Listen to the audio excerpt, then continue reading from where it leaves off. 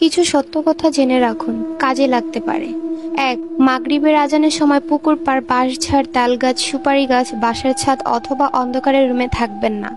অস্বাভাবিক কিছু দেখে ফেলতে পারেন। ২. গভীর রাতে একা রাস্তার হাঁটার সময় যদি দেখেন কালো কুকুর বা কালো বিড়াল আপনার বাম পাশ থেকে আপনাকে ক্রস করার চেষ্টা করছে, তবে এটাকে কখনোই বাম দিক দিয়ে ক্রস করতে দেবেন না, আপনার ক্ষতি হতে পারে। ৩.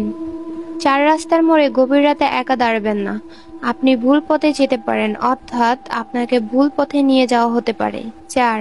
যদি দেখেন বাঁশঝাড়ের কোনো একটি বাঁশ কোনো কারণ ছাড়াই নিচু হয়ে আছে, তবে ওই বাঁশের ওপর দিয়ে যাওয়ার চেষ্টাও করবেন না, আপনার ক্ষতি হতে পারে।